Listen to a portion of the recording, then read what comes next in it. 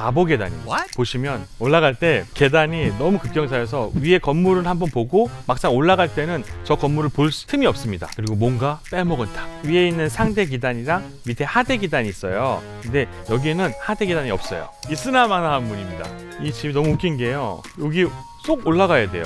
계단이 없습니다. What? 근데 저기는 분명히 입구입니다. 왜 그랬을까요? 계속 연구를 했어요. 그렇게 한 24년 연구하다 보니까. 안녕하세요. 네. 아, 네. 박수가 안 멈추니까 되게 당혹스럽네요. 네. 안녕하세요. 저는 소설 쓰는 건축가 백희성입니다. 제가 오늘 말씀드리고 싶은 건 그 전통 건축 안에서 선조들께서 조상들께서 어떤 얘기를 숨겨놨을지, 어떤 무형유산을 남겨놨을지 오늘 그 얘기를 좀 드리고자 합니다. 첫 번째 말씀드리고 싶은 건 바보 계단입니다. 바보 계단 하면 무슨 생각 나세요? 불편한 계단을 얘기하겠죠? 제가 건축가니까 제가 스케치를 빨리 해서 보여드리겠습니다. 범어사인데요. 부산에 있는 범어사인데 범어사가 이렇게 생겼습니다. 그리고 세 번째 건물을 집중해 보셔야 되는데요. 계단 바로 밑에 건물이 딱 붙어 있어요. 그러면은 누가 봐도 저거 건물 지나갈 때 위험하겠죠. 사실은 저 건물은 저기 있으면 안 됩니다. 건축가라면 저 건물은 아마 제가 생각했으면은 가운데로 옮겼을 것 같아요. 근데 가운데로 옮기지 않았고 좀 보세요. 가운데 있으면 딱 비율도 맞지 않나요? 근데 저거를 계단 바로 앞에다가 콱 하고 붙여놨습니다. 이상하지 않나요? 저 계단은 또 너무 급경사여서 올라가기 너무 힘들어요. 보시면 올라갈 때 저 계단이 너무 급경사여서 위에 건물은 한번 보고 막상 올라갈 때는 저 건물을 볼 틈이 없습니다. 왜냐하면 떨어질지도 모르니까요. 그리고 막상 올라가면 그때서야 주변 풍경이나 감춰졌던 마당이 보여요. 왜 그런 걸까요? 의도된 겁니다. 바보 계단이 아니고요. 사람의 시선을 뺏은 겁니다. 더 감동적인 공간을 만들어주기 위해서 일부러 뺏은 거예요. 시선을. 전통 건축은 이렇게 시선을 뺏는 행위들이 엄청 많이 있습니다. 한동안은 저 계단이 왜 이렇게 저렇게 붙어 있을지 몰랐어요. 근데 설계자의 입장에서 혹은 소설가 입장에서 보니까 자연스럽게 이해가 됐습니다. 그리고 뭔가 빼먹은 탑. 요거 진짜 신기한데요. 경주 남산에 있는 3층 석탑인데 그 밑에는 위에 있는 상대 기단이랑 밑에 하대 기단이 있어요. 근데 여기에는 하대 기단이 없어요. 그리고 대신 뭐가 있냐? 바위가 하나 끼어 있네요. 근데 이 바위가 뿌리가 깊어 보여요. 어디까지 펼쳐졌는지 쭉 보니까요. 예, 끝이 없네. 어디까지 가지? 어머, 산 전체가 바위산인데? 혹시 느끼셨나요? 이거는 산 전체가 탑이라고 생각한 겁니다. 자, 에펠탑이랑 피라미드, 루브르 이런 거 있잖아요. 세 가지만 있으면 됩니다. 권력, 그리고 기술력, 자본력.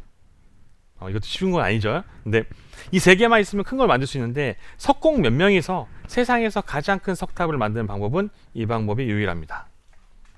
이건 단순히 우리가 유형유산으로 볼 것이 아닙니다. 이 안에 담겨져 있는 메시지는 사실 무형유산입니다.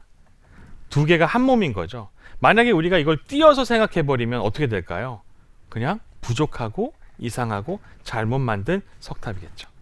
또 하나는 있으나 마나 한 문입니다. 경주의 양동마을에 있는 향단이라는 집인데요. 이현적 선생의 부모님이 사시던 집입니다. 근데 이 집이 너무 웃긴 게요. 여기 쏙 올라가야 돼요. 저 계단이 너무 높아서 제 가슴 높이에요.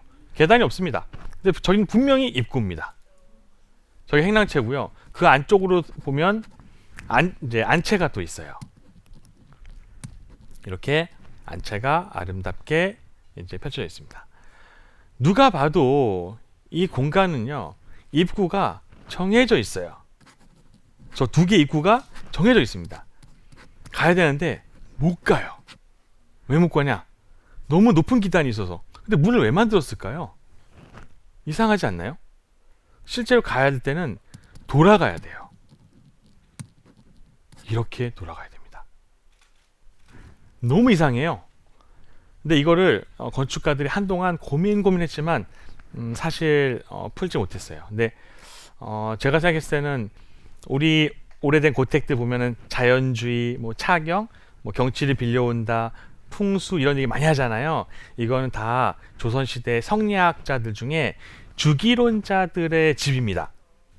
약간 불편한 석탑처럼 뭔가 이유가 있겠죠. 이유를 한번 찾아보겠습니다. 돌아가서 들어가는 입구를 보시면 이렇게 돼 있어요. 원래는 행랑채가 있고 안채로 들어가는 입구가 지붕이 똑같아야 되는데 행랑채가 이렇게 내려앉아 있어요. 왜냐? 높은 단으로 올라가 있으니까 결국에는 사람이 지나가면 옆에 보면 행랑채가 지붕이 보여요. 너무 이상하죠? 이런 집 본 적 있으신가요? 없죠. 너무 신기한 거죠. 옆에 지붕을 심지어 살짝 만질 수도 있어요. 너무 이상한 거죠. 결국에는 실제로 가야 되는 방향이 저 방향인데 지붕이 이렇게 엇갈려 있다 보니까 또 풍경이 더 아름답네요. 나무도 아름답고 마치 구름을 보라고 하는 것처럼. 실제로 저 입구는 아무도 예측을 못합니다.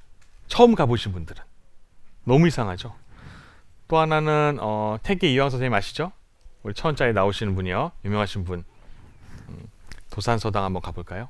도산서당에 도산서원에 보시면 삼칸집이 조그맣게 있는데 이게 태계 이황 선생님께서 사시던 이제 집이세요.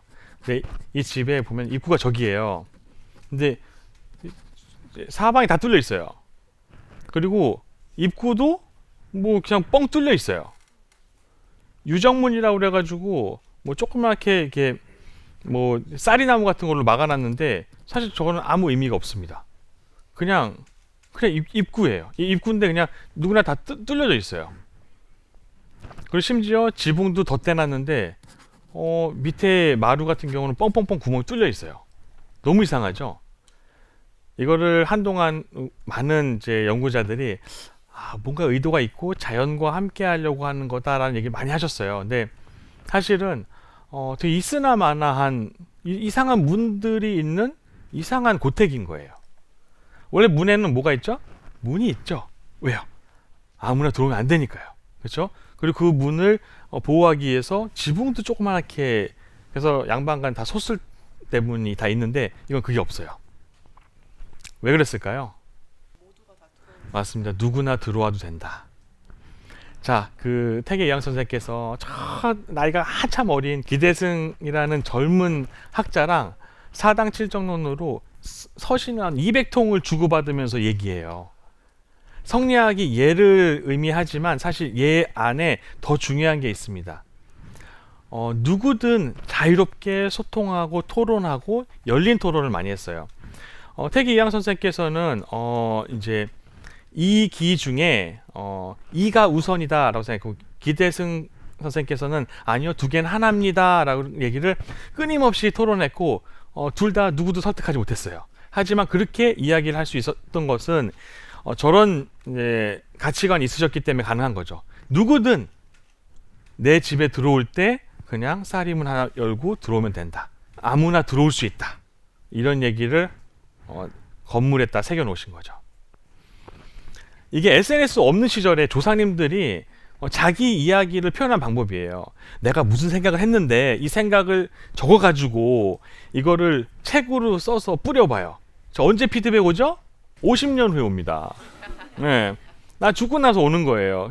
그러니까 어떻게 해요? 자기가 사는 집을 조금 낯설게 보여줍니다.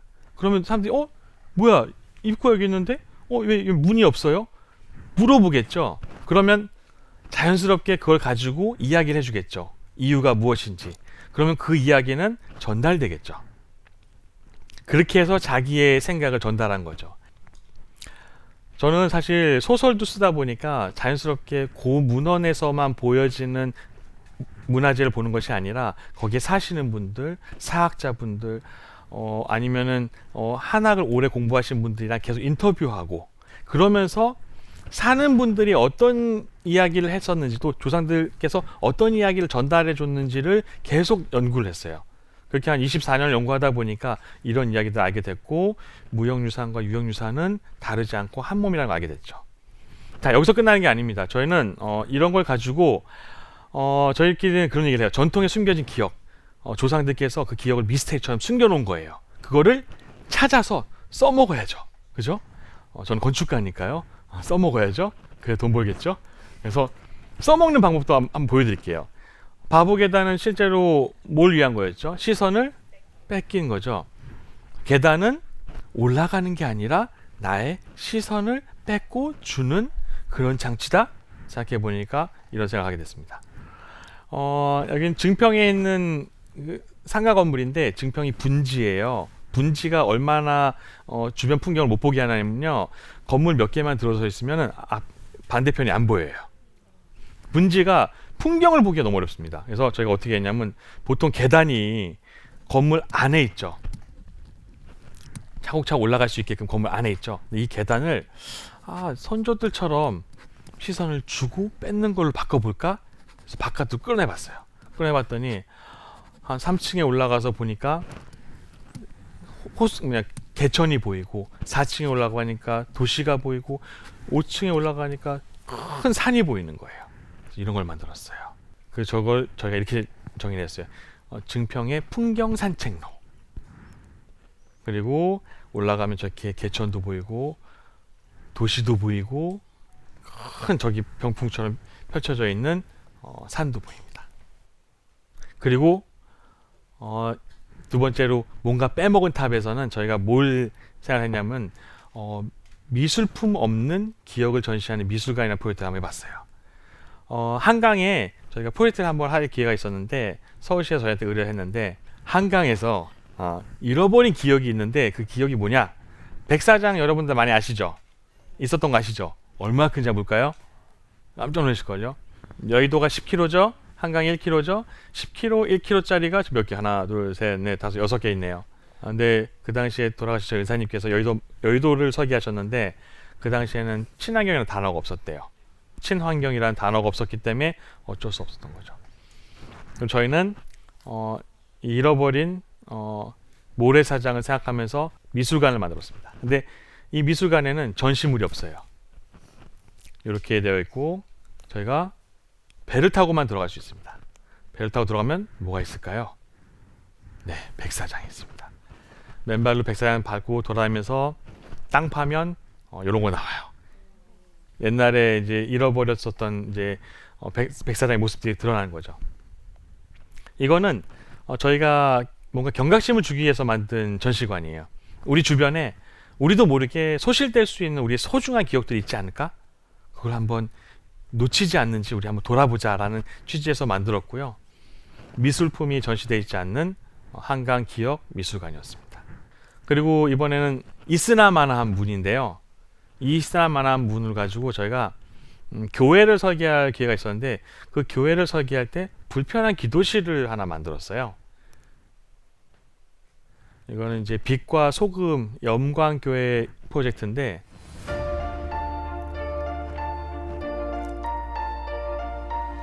소금이 오래되면 돌처럼 결정체가 돼버려요.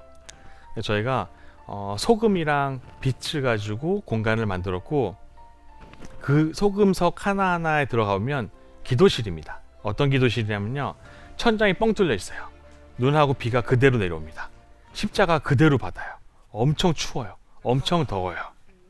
근데 우리가 편한 곳에서 기도하는 것만 생각하는 것이 아니라 한편으로는 교회이기 때문에 예수 그리스도의 고난의 역사를 한번 생각해보는 그런 기도실도 필요하지 않을까 해서 불편한 기도실을 만들게 됐어요.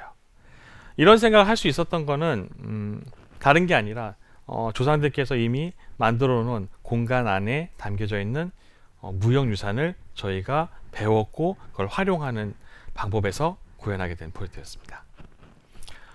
조상들이 진짜 그들이 생각하는 거를 공간으로 표현한 게 저는 무형유산이라고 생각해요. 그 생각이요. 그리고 그 무형유산은 저 같은 건축가들이 알게 되면 또 다른 유형적 자산을 만들게 됩니다. 그렇다고 제가 만든 게 다 유형적 자산은 아니고요. 유형적 건축이라고 좀 하죠. 예. 어쨌든 누군가는 그 무형적 자산을 가지고 또 다른 유형적 자산을 만들 겁니다. 다시 말해서 무형적 자산은 유형적 자산들을 이어주는 연결고리가 될 수 있습니다. 그리고 이런 분들이 계세요. 그럼 어떻게 이런 걸 찾아? 저희는 항상 이 생각을 하면서 오래된 건축물에서 무형적 자산을 찾습니다. 어떻게 찾냐면요, 이렇게 찾습니다. 불편해 보이고 부족해 보이고 낯설어 보인 것들을 저희는 그냥 넘기지 않습니다. 어쩌면 깊은 사연이 있을지도 모르니까 그걸 찾고 추적하는 거죠. 이 생각을 갖고 24년을 연구하다 보니까 파리에 가서도 오래된 고택들에 대한 관심이 생겼고, 그 고택들을 추적하고 연구하고 편지를 주면서 이야기를 얻어서 소설로 만들었는데, 그 소설이 지금 베스트셀러 됐고, 영국에서 굉장히 큰 오리온 북스라는 출판사에서 판권이 계약이 돼서 아마 내년쯤에는 아마 영미권에는 다 이 책이 또 뿌려질 것 같습니다. 저는 여러분들도 이런 생각을 한번 해보셨으면 좋겠어요. 그냥 불편하고 좀 부족해 보이는 것들이라 하더라도 만약에 그런 것들이 이유가 있을 거라고 생각해 보신다고 하면, 혹시 모르죠, 조상들께서 남겨놓으신 비밀스러운 미스테리 같은 무형적 유산을 찾으실 수도 있을 것 같습니다. 이상입니다. 고맙습니다. 자극과 반응 사이에는 공간이 있다. 그 공간에서 우리는 선택할 수 있습니다. 바로 그 선택이 내 인생을 만든다는 거죠. 그 공간에서 우리는 뭘 근거로 행동을 선택할까요? 저는 그게 바로 마음 읽기라고 생각합니다. 내 안에 올라오는 감정을 파괴로 쓰지 않고 이해로 바꾸는 연습이고, 그 연습이 반복될 때 내 행동이 바뀌고, 행동이 바뀌면 그게 태도가 됩니다. 삶은 선택할 수 없을 때가 많지만 태도는 우리가 선택할 수 있거든요. 그리고 그 태도를 결정하는 핵심은 결국 내 마음을 읽는 감각이라는 것을